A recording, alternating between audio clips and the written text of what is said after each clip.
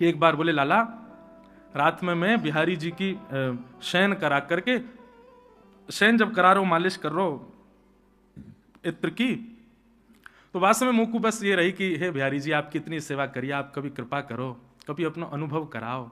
बोले मैं ये शयन कराते समय ये भावना रख रहा हूं। वाके बाद में जाके सो गया। मेरा नियम है लाला, मैं रोज 3 बजे 4 बजे उठ के यमुना जी पे जाऊं और श्री यमुना जी के तट पे थोड़ा टहलूं, ऐसे घूमे जाऊं आगे तक। मैंने कहा अच्छा। फिर बोले कि मैं जैसे ही सुबह उठ करके, रात में बिहारी जी की सेवा करी, सुबह उठ के 3-4 बजे यमुना जी पे गयो टॉर्च लेके, और श्री यमुना जी को प्रणाम करके वाकी रज में बालुका में चलन लगो। थोड़ी दूर लाला सुंदर चंदन की सुगंधी आने लगी। तभी मैंने कहा देखो टॉर्च से कि श्री यमुना जी की बालुका में छोटे छोटे चरण बने हैं श्री जी के और ठाकुर जी के, और ऐसे नहीं कि एक संग वो चरण हैं, ऐसे मानो जैसे चल रहे हों। बोले छोटे छोटे चरणारविंद, उनकी आकृति अलग। जैसे श्रीमद् भागवत में वर्णन है कि ठाकुर जी के चरणों में चिन्ह बने, वज्रांकुश ध्वज सरोरुहलांचनाड्यम, वज्र बना है, चक्र बना है, ध्वजा बनी है ठाकुर जी के चरणों के तलवे पर। बोले ऐसी छवि उन चरण चिन्हों में दिख रही थी। उनने मुझे आज्ञा करी, बोले लाला यही अनुभव भयो, मैं तो तुझसे कहूंगा कभी श्री जी और ठाकुर जी के प्रत्यक्ष अनुभव करने हो ना, तो सवेरे सवेरे भोर में मंगला में यमुना जी चले जाइयो, भले ही स्नान मत करियो, यमुना तट पर घूमते रहियो, कछु तो अनुभव श्री जी कराएंगी। समझ में आई बात? एक रास सुनाऊं। मेवाड़ के राजघराने की एक कन्या थी, उसका नाम था अजब कुमारी। क्या नाम था? अजब कुमारी। अजब कुमारी अपने राज परिवार के साथ गोवर्धन आई। तब हमारे श्रीनाथ जी परसों तक जो यहां विराज रहे थे, हमारे लाल जी भी श्रीनाथ जी हैं, ये श्रीनाथ जी का स्वरूप है। तो श्रीनाथ जी गोवर्धन में विराजते थे। तो अजब कुमारी अपने राज परिवार के साथ ब्रज का दर्शन करने के लिए आई। लेकिन जैसे ही वो गोवर्धन गई और गोवर्धन में उसने गिरिराज पर्वत के ऊपर एक भुजा उठी है, दूसरी भुजा कमर पर, नैन नीचे हैं, मधुर सलोने श्याम सुंदर के गिरधर स्वरूप को जब उसने देखा, वो फिर किसी और को देख नहीं पाई। अब तो वो जब नेत्र बंद करती है तब उसको ठाकुर जी दिखते हैं। वो जहां जाती है वहां उसको ठाकुर जी की याद आती है। भोजन करने बैठती है तो भी रोटी तोड़ के हाथ में बैठी रहती है, 2-2 घंटे तक थाली रखी है, भोजन नहीं कर पाती। किस विचार में रहती है, किस सोच में रहती है, अजीब सी स्थिति हो गई। एक वो पद है ना, लगन लगी घनश्याम की जाए, लगन लगी घनश्याम की जाए, लगन लगी घनश्याम। आपके पास पूरा पद है? हो तो मैं दियो, मैं तब तक गाऊंगा। बहुत सुंदर पद है। इस पद में वर्णन है कि जिसको ठाकुर जी की लगन लग जाती है उसकी स्थिति कैसी हो जाती है, अवर्णनीय, वर्णन नहीं किया जा सकता उसका। तो अजब कुमारी ऐसी हो गई। भोजन की थाली सामने रखी रहती है, कवल उसके हाथ में पड़ा रहता है और वो सोचती रहती है। मां आकर के बोलती है अरे भोजन कर, तब उसको याद आता है, एक कवल खाती है, उठ के चली जाती है। वन की ओर देखती है तो उसको वृंदावन दिखता है, पर्वतों को देखती है तो उसको गिरिराज जी दिखते हैं, वैष्णव संतों को देखती है तो उसका मन होता है कि इनके चरणों में प्रणाम करूं। लेकिन चित्त वृत्ति 24 घंटे स्मृति रहती है, ठाकुर जी की याद आती है। वही त्रिभंग लली श्याम सुंदर, सजल श्याम घन वरण लीन है, फिर चित्त अनत न भटक्यो। श्री कृष्णदास जी का यह पद इतनी भावनाओं को समेटे हुए है अपने अंदर। कृष्णदास जी कहते हैं आपने ठाकुर जी का वर्ण किया, कोई बड़ी बात नहीं, लेकिन यदि ठाकुर जी ने आपका वर्ण किया तो आपकी स्थिति क्या होगी? बोले फिर चित्त अनत न भटक्यो, कहीं और के रह नहीं पाओगे। फिर वृंदावन आकर के वापस जाने के लिए तैयारी हो गई, बैग पैक कर लिया, गाड़ी में बैठ गए और वृंदावन से निकल गए, तो समझो ठाकुर जी ने स्वीकार नहीं किया। लेकिन वृंदावन से जाने का समय आए, बैग पैक नहीं कर पाओ, कपड़े कहां रखें, सुध बुध ना रहे, बस चिंतन रहे अब कैसे जाएंगे, यहां से निकलना कैसे, जाना पड़ेगा कल। और जैसे जैसे वृंदावन दूर होता जाए तैसे तैसे प्राण हलक में आते जाएं। ये समझ लेना ये आपका विरह नहीं है, ठाकुर जी ने आपको स्वीकार किया है, इसीलिए ऐसा हो रहा है। कि ठाकुर जी के स्वीकारीकरण का प्रमाण है। सबको नहीं करते हमारे लाल जी स्वीकार। लाखों करोड़ों लोग, अब कल के अखबार में लाखों की भीड़ आने वाली है वृंदावन में, हमारे घर के बाहर से लेके बिहारी जी तक लाइन लग रही है, लाखों लोग दर्शन कर रहे हैं। पर बिहारी जी स्वीकार 1 या 2 कोई करेंगे, 1-2 लाख में भी।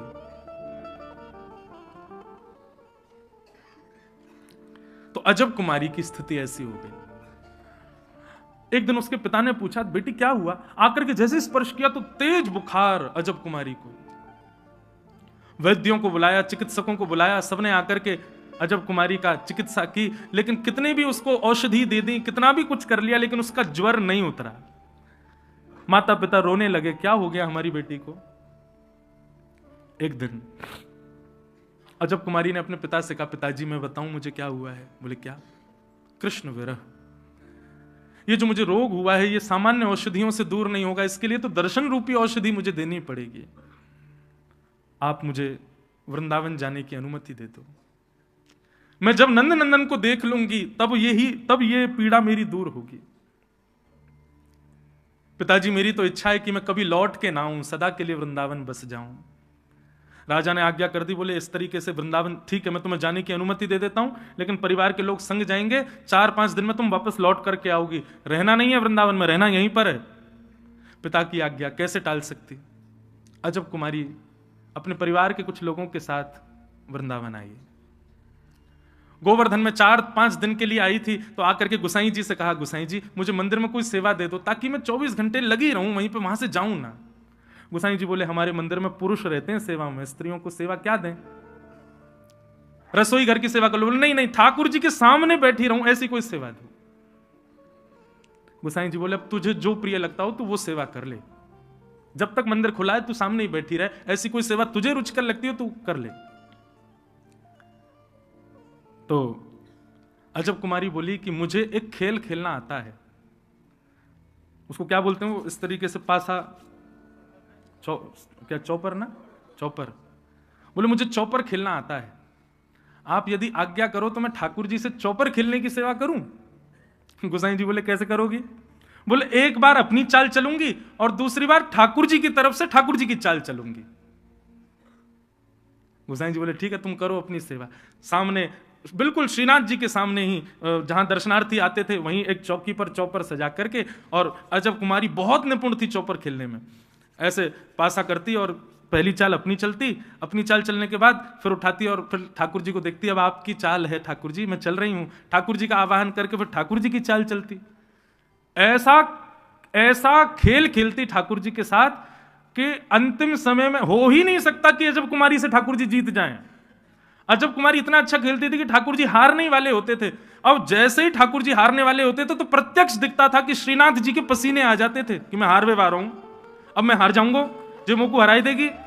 लेकिन जैसे ही अजब कुमारी अपनी चाल चलती, ठाकुर जी को देखती, ठाकुर जी की ठोड़ी से पसीने के बिंदु गिर रहे हैं, तो मन में विचार करती लाल जी को श्रम हो गया, डर रहे हैं कि मैं हार जाऊंगा, तो ऐसी चाल चलती स्वयं हार जाती, ठाकुर जी को जिता देती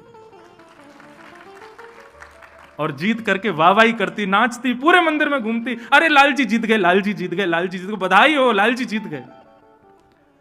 गुसाई जी ने देखा मंद मंद श्रीनाथ जी की दतुइयां दिख रही हैं, मधुर मुस्कुरा रहे हैं ठाकुर जी, इतने प्रसन्न। अब तो रात में ठाकुर जी को नींद नहीं आती, छटपटाते हैं, प्रतीक्षा करते हैं कब सुबह हो, कब अजब कुमारी आए, कब मेरे संग खेले। अब ये रस रास में बदल रहा था, क्योंकि अब अजब कुमारी से ज्यादा ठाकुर जी को उसकी प्रतीक्षा हो रही थी।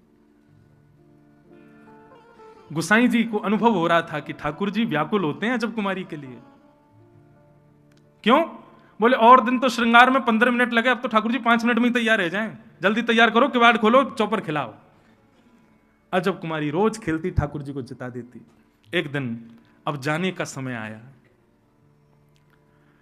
अजब कुमारी ठाकुर जी के सामने नेत्र लाल हैं, आंसू गिर रहे हैं। अजब कुमारी बोली आज नहीं जीतने दूंगी आपको, क्योंकि आज मैं वापस जा रही हूं ना। ऐसा खेल खेला, ठाकुर जी की भी चौपर ऐसी आती कि अजब कुमारी पे भारी पड़ते, लेकिन अजब कुमारी की निपुणता के आगे ठाकुर जी की एक नहीं चली।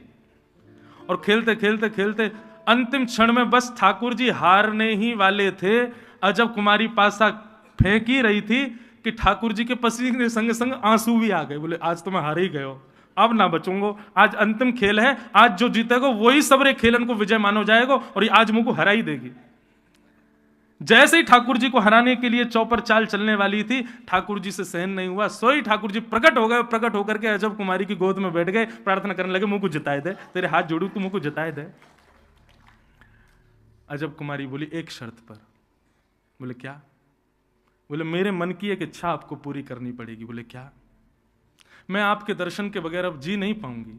अब तो मेरी स्थिति ऐसी है, पिता की आज्ञा पालन करने के लिए मुझे जाना तो पड़ेगा, लेकिन गिरिराज जी की सीमा छोड़ते ही मेरे प्राण निकल जाएंगे। आप कहेंगे तो प्राण त्याग दो, लेकिन मेरी अभी अभिलाषा नहीं। मैं चाहती हूं मैं आपको और देखूं, और निहारूं, और दर्शन करूं। अभी प्राण नहीं त्यागने, अभी आपको और सेवा करनी है नाथ आपकी। ठाकुर जी बोले, मैं तो उसे बहुत प्रसन्न हूं, तू मांग ले, तो को कहा चाहिए, तू जो कहेगी सो दूंगो। अजब कुमारी बोली, वचन दो, जो मांगूंगी सो दोगे। ठाकुर जी बोले, वचन दे रहा हूं, जो मांगेगी सो दूंगो। बोले अब मेरी इच्छा के लिए आप मेवाड़ में विराजमान हो जाओ, मेरी इच्छा के लिए ब्रज छोड़ के आप राजस्थान आ जाओ, वहां पर विराजो, ताकि मैं आपके पास रह सकूं, आपको देख सकूं। ठाकुर जी बोले, या ब्रज को मैं नेक ना त्याग सकूं, या ब्रज के बगैर, ये ब्रज मेरे प्राण है, या को छोड़ के कैसे आ जाऊं? ठाकुर जी आपने मुझे वचन दिया, याद रखिएगा। अजब कुमारी को वचन दिया ठाकुर जी ने, और उस अजब कुमारी की भक्ति के प्रति इतने आसक्त ठाकुर जी हो गए कि अपने प्राण से प्यारे ब्रज को छोड़कर के ठाकुर जी मेवाड़ में नाथ द्वार में विराजमान हो गए। इसको कहते हैं रास। ये रस नहीं है, ये रास है। भक्ति के दो पहलू। हम अभी रस में व्यवस्थित हैं बंधु। आप ठाकुर जी के सामने विरह आतुर हो रहे हो, ठाकुर जी के सामने अपनी भक्ति का विरह प्रलाप कर रहे हो, अभी भी आप रस में ही हो। आपके विरह से इतने व्याकुल हो जाएं कि ठाकुर जी सब लोग ध्यान से कथा सुनो, ठाकुर जी आपको जाने ही ना दें, रोक ले में, तब समझो अब रास प्रारंभ हुआ। यही है विराजो, रस में और रास में अंतर, यही है रस और रास। तो समझ में आया रस किसे कहते हैं और रास किसे कहते हैं? रस आप प्रयास युक्त हो ठाकुर जी की प्राप्ति के लिए, लेकिन रास ठाकुर जी व्याकुल हैं आपके लिए। कौन दे रो भैया पद? अरे जल्दी लाओ।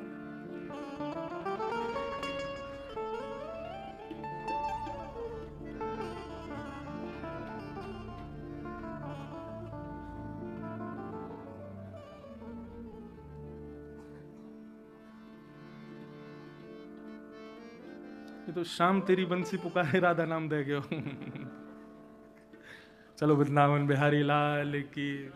अब वो पद है बहुत सुंदर, कभी अवसर लगेगा तो गाएंगे। वाह भैया, कहाँ यहाँ में तो है ही ना है। अच्छा अब ले जाते। तो रास, रस और रास। भगवान पिता रात्रि शरदोत्फुल्ल मल्लिका विक्षरन्तुम मनश्चक्रे योगमायामुपाश्रित। भगवान ने रास के लिए शरद पूर्णिमा की रात्रि को चुना। अच्छा, रात्रि को क्यों चुना? ठाकुर जी दिन में रास कर लेते तो कई लोगों के मुंह बंद हो जाते। रास रात में किया इसलिए भी कई लोगों के मुंह खुल गए कि अरे रास के ऊपर बड़े प्रश्न उठाए जाते हैं ना, लोग बाग संसार के उठाते हैं, रात्रि में क्यों रास किया? बहुत ध्यान से सुनना बंधु। व्यक्ति का स्वभाव होता है वो दिन को बांटता है और रात्रि को अपने लिए और अपनों के लिए रखता है। आपसे कोई कहे मुझे आपसे मिलना है तो आप रात का समय नहीं दोगे, दिन का ही दोगे। दिन में आओ, दिन में मिलना, दिन में मिलेंगे, 11 से 12 मिलेंगे, इतने बजे मिलेंगे। लेकिन कोई बहुत अपना हो, कोई बहुत घनिष्ठ हो, बिल्कुल घर का पारिवारिक हो, उसको क्या कहोगे? भैया हम 8-9 बजे सब कार्यों से निवृत्त हो जाएंगे, रात में आराम से 10 बजे बैठेंगे तुम्हारे साथ। रात्रि अपनों को और अपने लिए रखी जाती। तो ये रात्रि में गोपियों के साथ रास विहार करने का एक प्रमाण ये है कि केवल गोपियां ठाकुर जी से नहीं मिलना चाहती, ठाकुर जी भी गोपियों को स्वीकार कर चुके हैं। ठाकुर जी भी उन गोपियों का स्वीकारीकरण कर चुके हैं।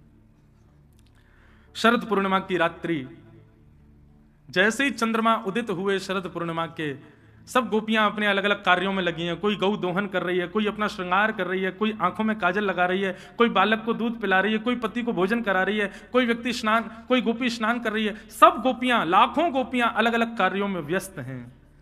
पर चंद्रमा देख करके सबको पता है कि यह कृष्ण मिलन का दिवस है। आज ही हमको ठाकुर जी से मिलना है। चीर हरण के समय ठाकुर जी ने पहले ही बता दिया था, शरद पूर्णिमा पे मिलेंगे हम।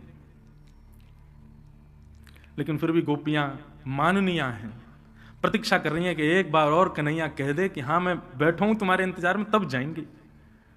भगवान ने वन में जाकर के अपनी कोमल वंशी को अपने अधरों पर धारण करके अपने कोमल उंगलियों से उसके छिद्रों को आच्छादित किया, और जैसे ही प्राण पिरोए बाज उठी वंशी। सब ब्रजवासियों को लग रहा है कि नंद नंदन वंशी बजा रहे हैं, लेकिन कृष्ण प्रेम जिन गोपियों के हृदय में है उनको स्वर नहीं सुनाई दे रहा है, उनको शब्द सुनाई दे रहा है। वह स्वर के रूप में वंशी की ध्वनि कान में आती है और कहती है, चल गोपी तेरी प्रतीक्षा कर रहा हूं मैं, जल्दी आजा। बंधुओं, कृष्ण स्वीकारीकरण का एक प्रमाण यह भी है क्या कि फिर सामान्य प्रवचन, सामान्य ब्रज की लीला का कोई वर्णन करे तो आपको लीला नहीं दिखेगी, आपको लगेगा इस लीला में मैं भी हूं और ये लीला मेरे साथ ही हो रही है, ये अनुभव होने लगेगा। कथाएं श्रवण करते करते ऐसी अनुभूति होने लग जाए कि मैं कोई श्रोता हूं और बैठ के सुन रहा हूं, नहीं, मैं इस लीला का एक पात्र हूं और श्याम सुंदर मेरे संग ही लीला कर रहे हैं। यह स्थिति जब कथा में आने लग जाए, समझना अब ठाकुर जी ने स्वीकार कर लिया। उस लीला में स्वयं को देखो, यह स्थिति। फिर सामान्य शब्द नहीं, सामान्य कथा नहीं अनुभव में आएगी, ठाकुर जी की वाणी है। ये कोई वक्ता बोल रहे हैं, इंद्रेश जी बोल रहे हैं, महाराज जी बोल रहे हैं, मलुक पीठ वाले महाराज जी बोल रहे हैं, वहां के महाराज जी बोल रहे हैं, पूज्य श्री प्रेमानंद महाराज बोल रहे हैं, नहीं, उनके नाम भी विस्मृत हो जाएगा, लगेगा साक्षात स्वयं श्री कृष्ण बोल रहे हैं और मेरे लिए बोल रहे हैं, मुझे सुना रहे हैं, ऐसा भाव आएगा। जिस प्रकार ब्रज की गोपियों को वेणु की ध्वनि नहीं, कृष्ण के शब्द सुनाई दे रहे हैं, और वो ही गोपी रास में जा रही है जिसके हृदय में ठाकुर जी के प्रति प्रेम है। सब गोपियां अपने कार्यों को यथावत वहीं छोड़ करके दौड़ी हैं कृष्ण से मिलने के लिए।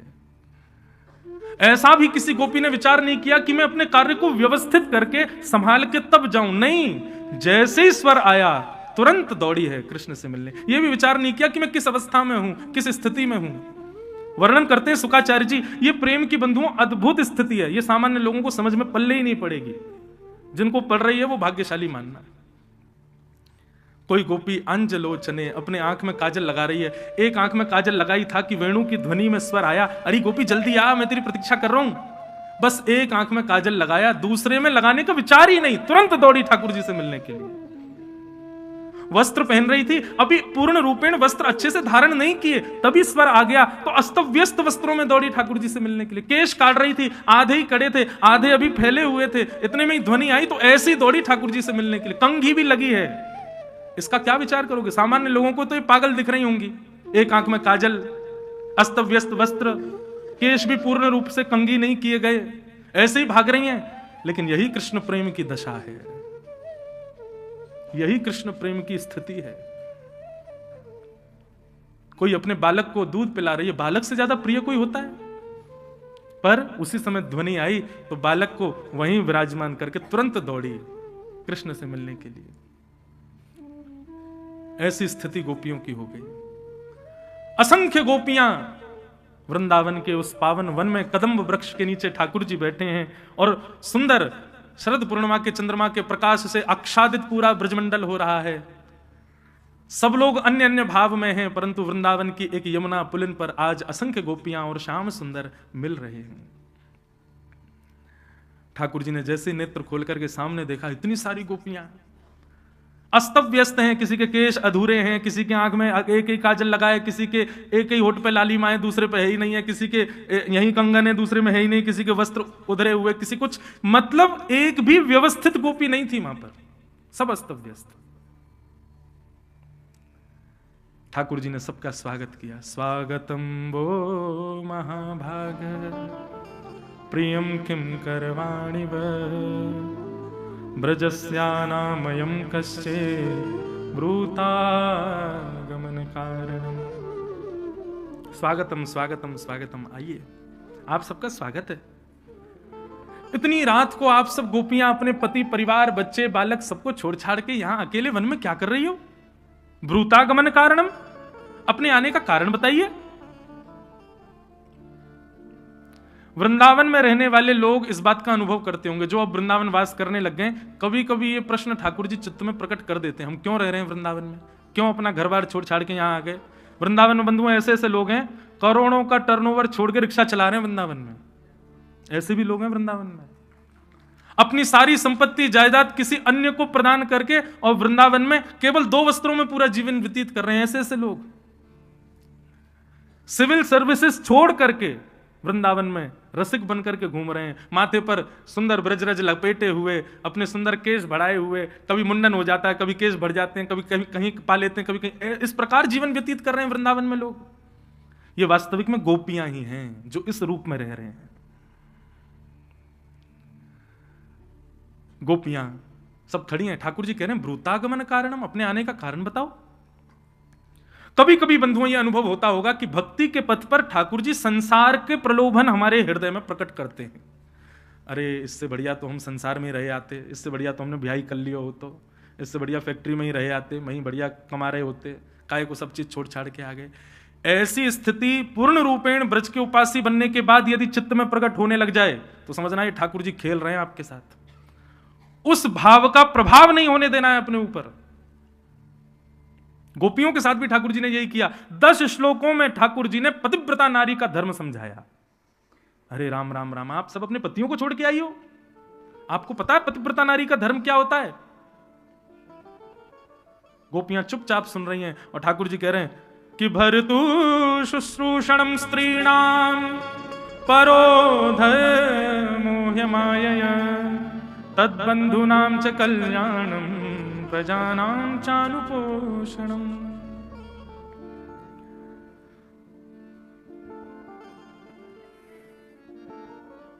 ठाकुर जी कह रहे हैं पतिव्रता नारी का धर्म होता है अपने पति को ही परमेश्वर मानो, उसी के ही माता पिता को लक्ष्मी नारायण मानो, उसके पूरे परिवार को ही अपना सर्वस्व मान करके उनकी सेवा करो, वो जैसे भी हैं उनको स्वीकार करो। यही एक पतिव्रता नारी का धर्म है, उसका कल्याण करो। ठाकुर जी ने बहुत सारी बातें कही, पतिव्रता नारी का धर्म क्या होता है, एक मां को कैसे रहना चाहिए, एक स्त्री को क्या क्या करना है, सब बातें बताई। और सब बातें बता करके ठाकुर जी चाह रहे थे ये गोपियां वापस लौट के चली जाएं। लेकिन जैसे ही ठाकुर जी शांत हुए, गोपियां बोली अब आपका हो गया हो तो हम कुछ बोलें। ठाकुर जी बोले हाँ अब आप बोलो। और गोपियों, भगवान ने 10 श्लोकों में पतिव्रता नारी का धर्म समझाया, गोपियों ने 11 श्लोकों में उत्तर दिया कि हम क्यों आई हैं सब छोड़ छाड़ के। इसी को प्रणय गीत कहते हैं। गोपियां कह रही हैं कि मैवं विभोर्हति भवान गदितुं नृशंसं संत्यज्य सर्व विषयांस्तव पादमूलम् भक्ता भजस्व दुर्वग्रहमात्यजास्मान् देवो यथादिपुरुषो भजते मुमुक्षु। गोपियां कहती हैं लाल जी आपको पता है भक्त की और भात की एक ही राशि होती है। देखो कहां से आ रही हैं गोपियां। भक्त की और भात की एक ही राशि होती है। ठाकुर जी बोले मतलब, बोले जितनी पीड़ा सहकर के भात तैयार होता है ना, उतनी पीड़ा सहकर के भक्त तैयार होता है। जैसे भात धान के रूप में होता है, उसको धनकुटा में कूटा जाता है, उसके छिलके अलग किए जाते हैं, उबलते खोलते हुए पानी में उसको डाला जाता है, उसके बाद जाकर के वो गर्भ, उसका गर्भ तक जब जल पहुंचता है तब जाकर के भात तैयार होता है। लेकिन भोक्ता, भोजन करने वाला, जैसे उसको भात परोसा जाता है तो वो कोई उसकी मर्यादा नहीं देख पाता कि अरे राम ये तो बड़ी मेहनत से बना है, इसको बेचारे को चुन चुन के पाऊं, इसको चबाऊं नहीं, या कुछ ऐसा नहीं। सीधा दाल उड़ेलता है, उसमें पापड़ वापड़ मिलाए, मिला मिलू के गप खा लेता है। ठाकुर जी ऐसे ही आप हो। हम भक्तों को बनने में, भक्त बनने में कितनी पीड़ाएं सहनी पड़ती हैं आपको क्या पता। हम कितनी पीड़ाएं सहकर के भक्त बनते हैं, आपके वैष्णव बनते हैं, आपके शरणागत बनते हैं, परंतु जिस प्रकार भोक्ता भात को खा जाता है ऐसे ही भगवान भक्त को खा जाते हैं, उनकी पीड़ा नहीं समझ पाते। ठाकुर जी आप हमको व्यवचारिणी मत समझो कि हम सबके ब्याह हो गए, बालक हो गए, तो हम सब अपने पति परिवार छोड़ छाड़ के आपके पास आपसे कुछ मांगने आई हैं? नहीं। गोपियों ने स्पष्ट किया कि आपका स्पर्श भी हमको प्राप्त ना हो, जीवन भर बिना स्पर्श किए रह लेंगी, बिना देखे रह लेंगी, लेकिन आप हमारे हो, हम आपके हैं, बस ये स्वीकारी करना आपसे चाहते हैं और कुछ नहीं। हम पूरा जीवन व्यतीत, हम कोई व्यभिचारिणी थोड़े ही हैं कि आपसे कोई कामना रख। इसको कहते हैं प्रेम, जहां कोई कामना नहीं होती। आज का व्यक्ति ऐसा प्रेम निभाता है? नहीं। यहां कोई कामना नहीं है। हे नाथ, आज के बाद आप हमको दिखना भी मत। आज के स्पर्श तो बहुत दूर की बात है, दिखना भी मत, परंतु आज बस इतना कह दो कि हां, आपने हमको स्वीकार कर लिया। हम पूरे जीवन भर इसी बात के इसी बात पर ही गुजार देंगी। हमें इसके ज्यादा कोई अभिलाषा नहीं है ठाकुर जी आपसे। आप हमको व्यभिचारिणी मत समझो। और हां, आपको यदि फिर भी लगता है कि आप हमें स्वीकार नहीं कर सकते, हम चली जाएंगी। हम आपको पीड़ा नहीं देना चाहती। हमारा कोई जिद नहीं है कि नहीं आप हमको स्वीकार करोगे ही करोगे, नहीं। बस हम एक बात कहना चाहती, हम चली जाएंगी, लेकिन एक वस्तु हमारी आपके पास है, वो हमको वापस करो। भगवान बोले क्या? चित्तम सुखेन भवता पहतम ग्रहेषु यन्निर्विशत्युत करावपि गुह्य कृत्ये। गोपियां कहती हैं, हमारा मन आपके पास है भगवान, हमारा मन आपके चरणों में है, हमारा मन आप में अटक गया है, कृपा करके हमारे उस मन को आप अपने आप से दूर कर दो। हम अभी चली जाएंगी लौट करके, कभी नहीं आएंगे दोबारा। हमारा मन हमको वापस कर दो भगवान। क्यों? क्योंकि इसके बगैर यदि हम वापस लौट करके जाएंगी, पति कहता है ये बनाओ, हम कहते नहीं बनाना। क्यों? मन नहीं है। मन कहां है? मन तो कृष्ण के पास है। बच्चे कहेंगे मां हमको मेले में ले चलो, हम कहेंगे नहीं जाना। क्यों नहीं जाना? मन नहीं है। मन कहां है? मन तो कृष्ण के पास है। सास कहेगी ऐसा करो, हम कहेंगे नहीं करना। क्यों नहीं करना? मन नहीं है। मन कहां है? मन तो कृष्ण के पास है। हम किसी लायक नहीं रह पाएंगे ठाकुर जी। आप हमको वापस भेजना चाहते हो तो हमारा मन जो आप में लग गया है उसको हमें वापस कर दो, हम अभी चली जाएंगे। पुनश्च याद दिला दूं, ये प्रवचन करने वाली गोपियों की आयु 6 वर्ष से लेकर के 120 वर्ष तक की है, और ठाकुर जी 7 वर्ष के। ये काम लीला नहीं है बंधु, यहां कोई कामना नहीं है, ये स्वच्छंद प्रेम लीला है। इसीलिए मैं कहता हूं, संसार में प्रेम किसी से नहीं हो सकता। अगर होगा तो केवल कृष्ण से होगा, और किसी से हुआ तो वो अट्रैक्शन हो सकता है, प्यार हो सकता है, लगाव हो सकता है, लेकिन प्रेम यदि होगा तो केवल और केवल वृंदावन चंद से ही हो सकता, और किसी से नहीं हो सकता, और किसी से कभी संभव नहीं है। क्योंकि श्री कृष्ण के अलावा अतिरिक्त कोई भी प्रिय लगा, चाह के बिना कोई प्रिय लगेगा ही नहीं। आपके अंदर चाह तो होगी, ये चाहिए इससे, लेकिन ठाकुर जी से प्रीति करोगे तो उससे उनसे कोई चाह हो ही नहीं सकती। उनसे उन्हीं की चाह है, और वह भी ना मिलेंगे, बस चाह बनी रहे, हम तड़पते रहे, इसी में जीवन निकल जाएगा। यह है स्वच्छंद प्रेम। गोपियों ने जब यह बात कही कि हमारा मन लौटा दीजिए, ठाकुर जी के नेत्र सजल हो गए। भगवान ने विचार किया, बोले अरे गोपियों, मैं तो आपकी परीक्षा ले रहा था कि आपकी स्थिति कहां है। अब मुझे समझ आ गया, चलो अब हम कुंजों में विहार करेंगे। और ठाकुर जी रास विहार करने लगे। इतने में ही कामदेव आ गया। भगवान बोले तुम कहां घुसे चले आ रहे हो भाई? बोले सुंदर स्त्री पुरुष जब मिलते हैं तो मैं आ जाता हूं। भगवान बोले भाग यहां से, स्त्री पुरुष नहीं है, ये जीवात्मा और परमात्मा है। कामदेव बोला नहीं मैं तो आऊंगा। भगवान बोले तो तू प्रवेश करके दिखा। जैसे ही वृंदावन में कामदेव ने प्रवेश किया, ठाकुर जी ने इतना सुंदर रूप धारण कर लिया कि भगवान के रूप को देख करके कामदेव भी मूर्छित होकर गिर पड़ा, और भगवान का नाम पड़ गया मदन मोहन। बोलो मदन मोहन लाल की। मन की बात कासों ना कहिए, कहिए तो केवल मदन मोहन से कहिए। बंधुओं, एक सूत्र बता रहे हैं। कई लोग कहते हैं मन की बात कह देने से मन हल्का हो जाता है। ऐसे कहने वाले ही आपकी बात को फैला देते हैं सब जगह जाके। मन की बात कासों ना कहिए, किसी से मत कहो, और यदि कभी कहने का मन हो, नहीं रह पा रहे कहे बिना, तो मदन मोहन से कहिए। वो आपकी बात समझेंगे भी और उसका कोई ना कोई निदान करेंगे भी। बंधु, ठाकुर जी ना सांकेतिक रूप में बात करते हैं। आप उनका संकेत समझा करो। जैसे कई बार क्या होता है, कोई पीड़ा आपको सता रही है, आपने ठाकुर जी से कहा ठाकुर जी ये पीड़ा है, इसको दूर करो, लेकिन कुछ अवधि तक वो दूर नहीं हो रही, तो ठाकुर जी का संकेत समझो, बेटा ये पीड़ा तुम्हारा निर्माण कर रही है, इसको होने दो, स्वीकार करो। अगर उसमें आपकी भलाई नहीं होगी ठाकुर जी तुरंत दूर कर देंगे, लेकिन पीड़ा में भी कई बार भलाई होती है।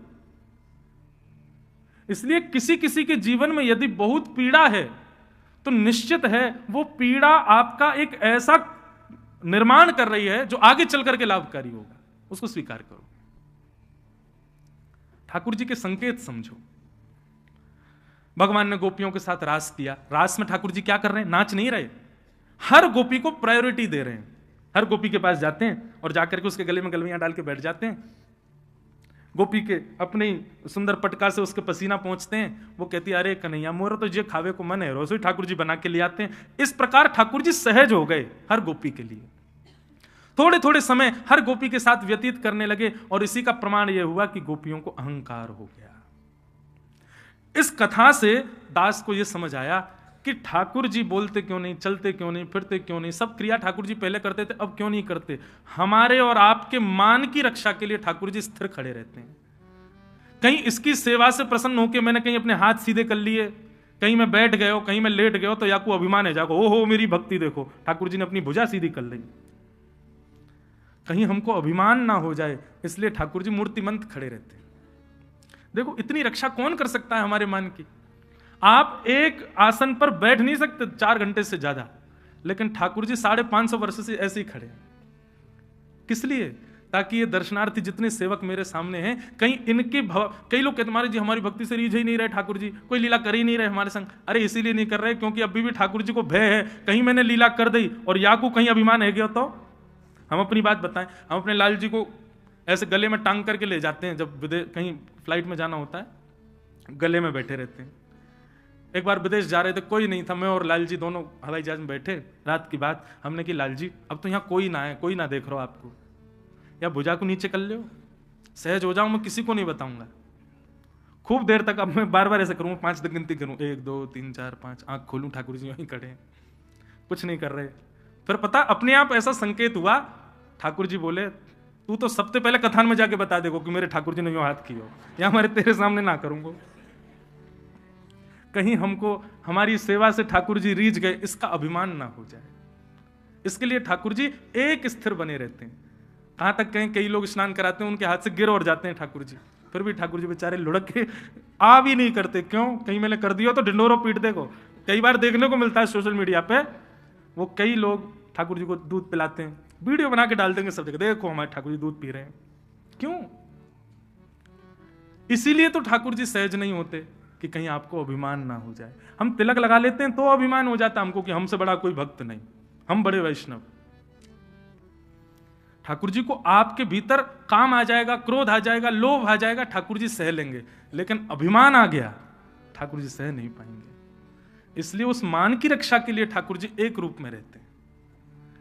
गोपियों से सहज हो गए ठाकुर जी, और गोपियों को अभिमान हो गया कि हम बड़ी सुंदर हैं, हमारे रूप पर, हमारे भाव पर ठाकुर जी श्याम सुंदर रीझ गए।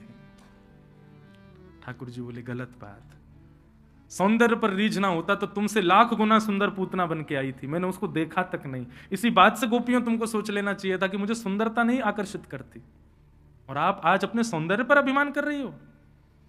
और ऐसा होते ही ठाकुर जी वहां से अंतर ध्यान हो गए। अभिमान हृदय में है तो ठाकुर जी दूर ही भागेंगे। आप वृंदावन आने के प्लान बनाते रह जाओगे, बार बार कैंसिल होंगे। निश्चित कहीं मान है, उस मान को दूर करो। सब गोपियां विरह आतुर होकर के खोज रही हैं श्याम सुंदर, कहीं मिल जाओ। तुलसी से पूछती हैं, वृक्षों से पूछती हैं, सबसे पूछ रही हैं तुमने हमारे प्रियतम को देखा? लेकिन किसी से भी प्रत्युत्तर नहीं मिला। विरह आतुर होकर के समस्त गोपांगना यमुना तट पर आ गईं, और यमुना तट पर श्री जी का आवाहन करके सब गोपियों ने गोपी गीत गाया। परंतु एक भाव में गाता हूं बंधु, गोपियां सब श्री जी से प्रार्थना कर रही हैं, हे सुन राधिका दुलारी, तेरे द्वार का भिखारी हूं मैं, श्याम का पुजारी,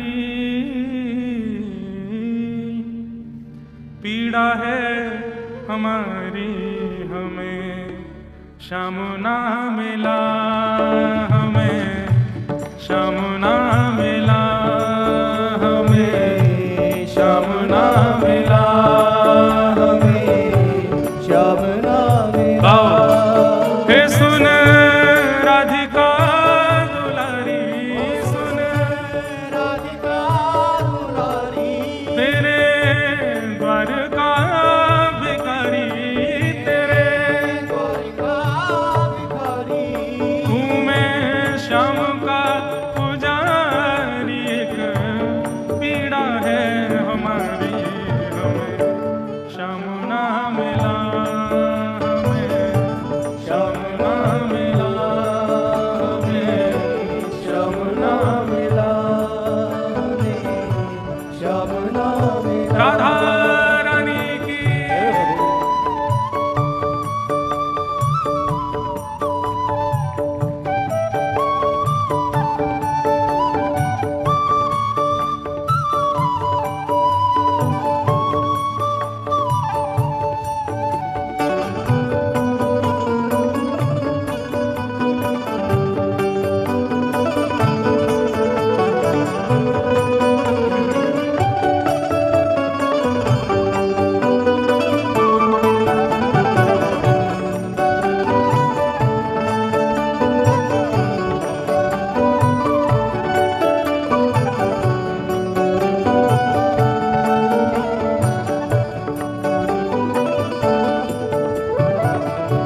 देता है कन्हाई जिसे प्रेम की दिशा,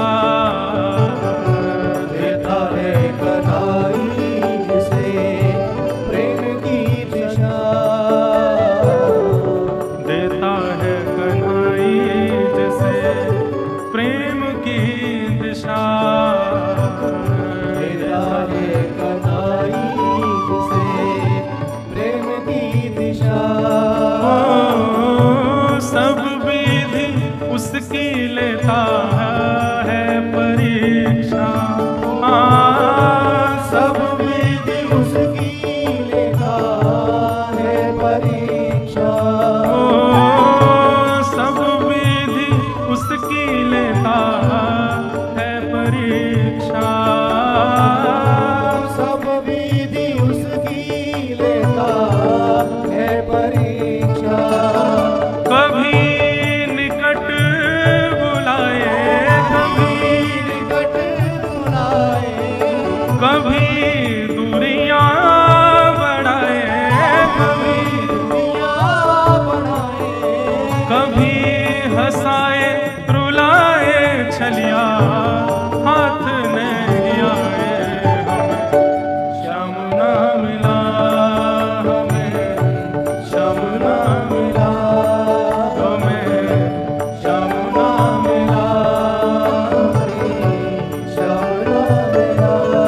हे सुन राधिका दुलारी, सुन राधिका दुलारी, तेरे द्वार का भिखारी, तेरे द्वार का भिखारी, तू मैं श्याम का पुजारी, पीड़ा है हमारी, श्याम ना मिला, हमें श्याम ना मिला, हमें श्याम ना मिला, हमें श्याम ना मिला, हमें श्याम ना मिला, हमें श्याम ना मिला, हमें श्याम ना मिला, हमें श्याम ना मिला, हमें श्याम ना मिला, हमें श्याम ना मिला। सब गोपियां वह आतुर हो गईं, श्री जी से प्रार्थना करने लगी, हे श्यामा जो अपराध बन गया हमसे, आप कृपा करो, आप अनुग्रह करो, तभी श्याम सुंदर कृपा करेंगे। बंधुओं, ये गोपी गीत भागवत का प्राण माना जाता है, परंतु मुझे ऐसा लगता है ये गोपी गीत गोपियों को गाने की प्रेरणा हमारी किशोरी जी ने दी है। ये शब्द गाए गोपियों के द्वारा जा रहे हैं, परंतु उनकी रचयिता तो हमारी किशोरी जी हैं, हमारी लाडली जी। तभी ये गोपी गीत सबसे प्रिय है ठाकुर जी को। किशोरी जी ने वृंदावन रचा, ठाकुर जी को भा गया। किशोरी जी ने गोपी गीत रचा है, इसीलिए गाया गोपियों ने है, पर रचना तो निश्चित हमारी किशोरी जी की है। और केवल गोपियों की बात नहीं है बंधुओं, जो भी वैष्णव भक्त अपने भाव उद्गार ठाकुर जी के सामने प्रकट करता है, वो उसके शब्द हो ही नहीं सकते। किशोरी जी कृपा करती है, तभी वो गा पाता है। बालक गंदगी से आवे, पिता गोद में नहीं लेता, लेकिन मां गोद में ले लेती है, और मां ले जाकर के निलाती धुलाती सजाती सुंदर बना देती है। और जैसी सुंदर बनाती है, बालक तैयार होकर जैसे कमरे से निकल के आता है, तो सबसे पहले पिता ही लपकता है गोदी में, अरे मेरा सुंदर बेटा आज मेरी गोदी में। दूषित बालक को पिता गोदी में नहीं लेता। हम सब बालक हैं, हम सीधे राधा रमण जी की गोद में, बिहारी जी की गोद में जानो चाहें। ठाकुर जी कहें अभी लाला तू बहुत गंदा दूर ही रह मुझसे, लेकिन जब श्री जी के सानिध्य में जाते हैं तो श्री जी स्वीकार करके हमको हमारा श्रृंगार करती हैं, हमारे जो भी दोष होते हैं सबको छुपा देती हैं। और सबको छुपाने के बाद जब हमारा नवीन श्रृंगार करें, उर्धपुंड माथे पे, गले में कंठी माला, मुख पर सुंदर युगल नाम और सुंदर वेशभूषा वैष्णवन की, जैसे ही किशोरी जी कृपा करके अनुग्रह करके प्रदान करें, और वाके बाद जब हम श्री लाल जी के सामने जामें, मानो लाल जी की भुजा ऐसे से ऐसे है, आ जा अरे भैया मेरे वैष्णव आयो, या को तो मेरे हृदय से लगा। व्यथते न किंस्वे कूर्पादिभि भ्रमतिधे भवदायुषान्। गोपियों ने गोपी गीत गाया।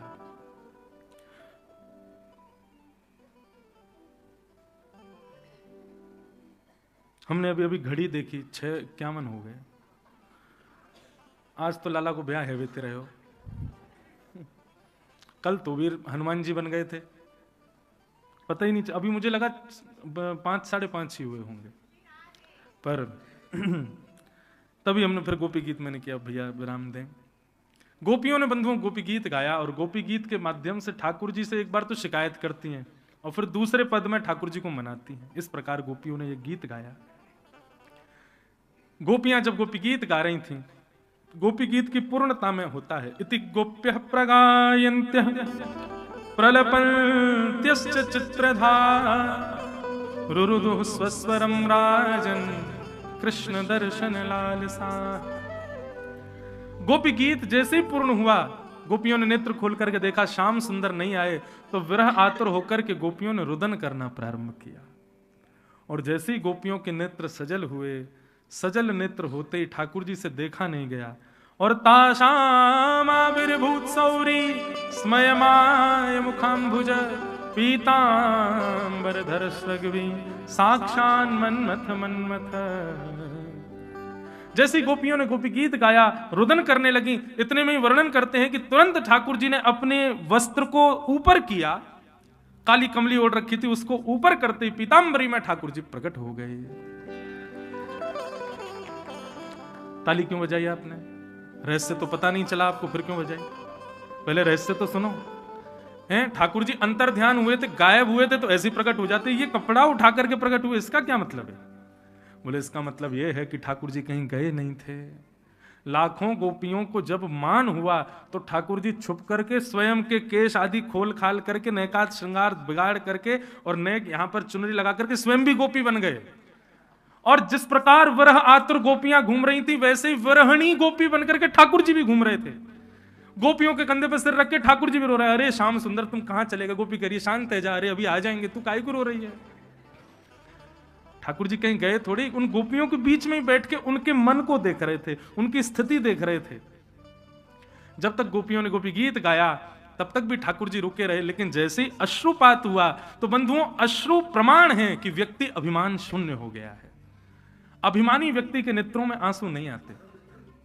व्यक्ति जब अहम शून्य होता है तभी अश्रु प्रकट होते हैं। और जैसे गोपी गीत के बाद गोपियों के नेत्रों में आंसू आए, ठाकुर जी समझ गए अब इनका अहंकार जिसकी वजह से मैं अंतर ध्यान हुआ वो नष्ट हो गया है, अब नेत्रों में आंसू हैं, ये प्रेम में व्याकुल हो रही हैं। तुरंत ठाकुर जी ने ताशामाविर्भूत सौरी स्मयमाय मुखाम्बुज पीतांबर धरस रघवी साक्षान मन्मथ मन्मथ। ठाकुर जी प्रकट हो गए। ठाकुर जी कहीं गए थोड़े, हमारे आपके भी आसपास ही हैं ठाकुर जी, कहीं गए थोड़े ही हैं। बस दृष्टि डाल के हमारी एक्टिविटीज देख रहे हैं। बोले कथा तो सुनता है, वृंदावन तो जाता है, नाम जप तो करता है, लेकिन कभी कभी इसको समय मिलता है तो सोचता है किसी को दिख थोड़ी रहा है, थोड़ा सा पाप भी कर लेता है। उस समय ठाकुर जी देखते रहते हैं, सही है बेटा कर ले। ठाकुर जी आपकी एक एक गतिविधि पर नजर रखते हैं और उसी गतिविधि से ठाकुर जी स्वीकार करने का मन बनाते हैं कि इसको स्वीकार करना है कि नहीं। गोपियों के भाव से ठाकुर जी रीझ गए और जैसे ही ठाकुर जी रीझे, ठाकुर जी पीताम्बरी पहन के प्रकट हो गए। गोपियों ने सबने आकर के ठाकुर जी को पकड़ लिया। हाथ छुड़ाए जात हो निर्बल जान के मोए, हृदय से जब जाओगे तब जबर कहूंगी तो। लाला हाथ छुड़ा के तो तू भाग गया हो, पर तू तो हमारे हृदय में बसो है लाला, यहां तक कैसे जाके दिखाएगा। सब गोपियों से ठाकुर जी ने परस्पर प्रेम चर्चा की। भगवान ने गोपियों से कहा कि हम आपके प्रेम के ऋण से कभी उर्ण नहीं हो पाएंगे, इन ब्रजवासियों के प्रेम के ऋण से मैं कभी उर्ण नहीं हो पाऊंगा। और सब गोपियों को प्रेम प्रदान किया। अब जितनी गोपियां थी उतने ठाकुर जी प्रकट हो गए। पहले तो एक ही ठाकुर जी, असंख्य गोपियां थीं, पर अब जितने ठाकुर जी के रूप थे उतने जितनी गोपियां थीं उतने ठाकुर जी प्रकट हो गए। और महाराज सूरज जी, चंद्र जी, इंद्र जी सब आ गए वहां पर। सारे 33 कोटि देवता भी गोपियां बन बन करके आए हैं। और वृंदावन में यमुना के तट पर शरद पूर्णिमा की रात्रि में महारास हुआ है। अब महारास हो रहा है। पहले रास हुआ था जहां एक कृष्ण असंख्य गोपी वो रास, और जहां जितनी गोपी उतने कृष्ण वो महारास। भैंस को थोड़ी लगता होगा कि भगवान के नाक का नाक है, उसको भी लगता होगा मेरी जैसी मुंह होंगे भगवान के, मेरे जैसी 4 पैर होंगे, मेरे जैसी थन होंगे। जीव को लगता होगा भगवान उसके जैसे हो, ठाकुर जी हैं उसके लिए उसके जैसे हैं। जिसकी जैसी भावना ठाकुर जी वैसे। कोई एक रूप नहीं है ठाकुर जी का। हमारे वृंदावन के ब्रजवासियों की भावना के ठाकुर जी का दर्शन करते हैं आप बिहारी जी के मंदिर में। हम ब्रजवासियों के हृदय के भावना के ठाकुर जी हैं राधा वल्लभ जी। ब्रजवासियों के हृदय के भावना के ठाकुर जी हैं श्री राधा रमण लाल जी। ब्रजवासियों की भावना बाल कृष्ण की है, इसीलिए बाल रूप में विराज रहे। अलग अलग रूप में ठाकुर जी ने मल्लों के साथ युद्ध किया, सबको मार दिया, एक एक मुष्टिक में सबका वध कर दिया। 50 सिद्धि ऊपर कंस के पास पहुंच गए भगवान। कंस ने कहा महामंत्री सेनापति कहां है, भैया आओ बचाओ मुझे। ठाकुर जी बोले कोई नहीं आएगा। मेरी ओर देखो कंस, तेरी जैसी मृत्यु अच्छे अच्छों को नहीं मिलती। भगवान ने एक हस्त प्रहार करके उसके मुकुट को दूर फेंक दिया, केश पकड़ लिए, एक भुजा से केश पकड़ करके दूसरी भुजा से कंस के दोनों पैरों को उठा लिया। आकाश में कंस को इस प्रकार ठाकुर जी ने धारण कर लिया। केवल 11 वर्ष के हैं ठाकुर जी, और प्रचंड कंस के इस रूप को इस प्रकार दोनों भुजाओं में ठाकुर जी ने उठा लिया।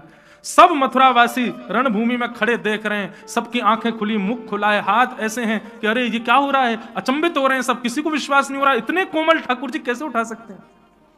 कंस को कहा कंस मेरी ओर देखो। कंस ने ठाकुर जी को देखा। भगवान के नेत्रों की पुतलियों में कंस को अपना प्रतिबिंब दिख रहा है, और उसी प्रतिबिंब की पुतली में साक्षात शंख चक्र गदा पद्मधारी श्रीमन नारायण दिखाई दे रहे हैं। कंस ने अपनी भुजाएं जोड़ ली, समझ गया कि साक्षात नारायण है। दोनों भुजाओं से उठा करके भगवान ने 50 सिद्धि ऊपर से नीचे जमीन में पटक दिया। गिरते ही कंस के प्राण निकल गए। बोलो कंस मर्दन भगवान की जय। मथुरा वासियों ने ताली नहीं बजाई, क्यों? सबको लग रहा था कि कहीं कंस उठ गया तो हमको नहीं छोड़ेगा। उसी भय के कारण आप भी नहीं बजा रहे हो। बोलो कंस मर्दन भगवान की, बाल कृष्ण लाल की, श्री वृंदावन बिहारी लाल की, नंद के लाला की, लाला के बाबा की, बाबा के लाला की, लाला बाबा दोनों की, वृषभानु के जमाई की जय जय श्री राम। ठाकुर जी ने कंस का वध कर दिया। सब मथुरा के लोग ठाकुर जी को कंधे पर लेकर के नाचने लगे, आनंद निमग्न हो गए। भगवान ने सबसे पहले कारागृह में जाकर के देवकी जी को प्रणाम किया। 11 वर्ष 56 दिन के विरह के बाद आज पहली बार अपने लाल को देखा है देवकी जी ने। हृदय से लगा लिया, लिपट करके ना जाने कितने कितने समय तक देवकी जी ने छोड़ा ही नहीं ठाकुर जी को। इतने दिन बाद लाल जी पधारे, वसुदेव जी के चरण स्पर्श किए ठाकुर जी ने। पिताजी हैं। अक्रूर जी अपने नाना जी को राज्य गद्दी पर बिठाया मथुरा की, और नंद बाबा आदि सब सखाओं से हाथ जोड़ करके बोले अब आप लोग ब्रज जाओ, यशोदा मैया का ध्यान रखना, मैं जल्दी वापस आऊंगा। नंद बाबा सब सखा वापस वृंदावन को चले गए। ठाकुर जी अध्ययन करने के लिए सांदीपनी गुरुकुल गए, और सांदीपनी उपाध्याय के यहां जाकर के भगवान ने वेद अध्ययन किया, शास्त्रों का अध्ययन किया। वहीं भगवान को सुदामा नाम के मित्र मिले, जिनकी कथा हम कल सुनेंगे। ठाकुर जी लौट करके आए, भगवान का यज्ञोपवीत संस्कार आदि सब हो गया। मथुराधिपति देव की नंदन वसुदेव नंदन ब्रज और चंदन श्री कृष्ण चंद्र जी महाराज, अब भगवान का यह नाम हो गया है। पहले ब्रज में क्या था? कन्हैया, कनुआ, गोपाल, कृष्ण, कन्हैया, गोविंद। अब ठाकुर जी का नाम क्या हो गया? राजाधिराज महाराज, देवकी नंदन, वसुदेव नंदन, ब्रज और चंदन, श्री कृष्ण चंद्र जी महाराज। ठाकुर जी को ये उपाधियां ही तो प्रिय नहीं है। भगवान ने उद्धव को ब्रज भेजा। बहुत सुंदर प्रसंग है उद्धव गोपी संवाद का, प्रणाम करते हैं हम यहीं। उद्धव जी महाराज ब्रज गए, ब्रज में जाकर के गोपियों को सुंदर ज्ञानोपदेश किया, परंतु गोपियों के प्रेम के आगे उद्धव का ज्ञान टिक नहीं पाया। उद्धव जी कह के तो गए थे शाम को आ जाऊंगा प्रभु, पर 6 महीना बाद लौट करके गए वृंदावन से। 6 महीना बाद जब लौट करके गए, उद्धव की स्थिति भगवान ने देखी। भगवान बोले क्या हुआ उद्धव, ये ऐसे कैसे हो गए तुम? बोले भगवान आप विश्व में मत रहिए, आप तो ब्रज में ही रहो, आपके लिए ब्रज ही श्रेष्ठ है, ब्रज से अतिरिक्त आपको कहीं नहीं जाना। आप वैकुंठ भी त्याग दीजिए लेकिन ब्रज का त्याग मत करिए, मेरी प्रार्थना। बोले तू वही उद्धव है जो मुझसे कह रहा था ब्रजवासियों को भूल जाओ, अब तुझे क्या हो गया? उद्धव जी बोले मैंने प्रेम देखा ब्रजवासियों का भगवान, आप इन ब्रजवासियों को छोड़ के कहीं मत जाओ, मैं आपसे प्रार्थना करता हूं आप वैकुंठ भी त्याग दो, अपना नित्य निवास स्थान ब्रज को बना लीजिए, इस ब्रज को छोड़ के कहीं मत जाओ। ठाकुर जी ने उद्धव को हृदय से लगाया, बोले उद्धव अब मुझे बड़ा चैन है कि मेरा प्रिय उद्धव अब प्रेमी बन गया। पहले तुम ज्ञानी थे, प्रेमी नहीं थे, अब तुम प्रेमी हो। और रही बात तुम्हारे भाव की, तो मेरा निवास सदा इस ब्रज में है, कण कण में मैं हूं, इस ब्रज को छोड़ के पाद में कम न गच्छति, एक पैर भी ठाकुर जी बाहर नहीं रखते ब्रज से। मेरा स्वभाव प्रेम तो निरंतर इसी ब्रज में विद्यमान रहता है। और बंधुओं रूप से तो श्री जी तो कभी ब्रज से बाहर गई ही नहीं, ब्रज में ही अखंड ब्रजवास यदि कोई निभा रही है तो वो हमारी श्यामा जी है, हमारी लाडली जी। कभी वृंदावन से 2 लोगों का अखंड ब्रजवास है, एक तो श्री किशोरी जी श्री राधा रानी और दूसरे श्री गोवर्धन नाथ, ये कभी ब्रज छोड़ करके नहीं जाते।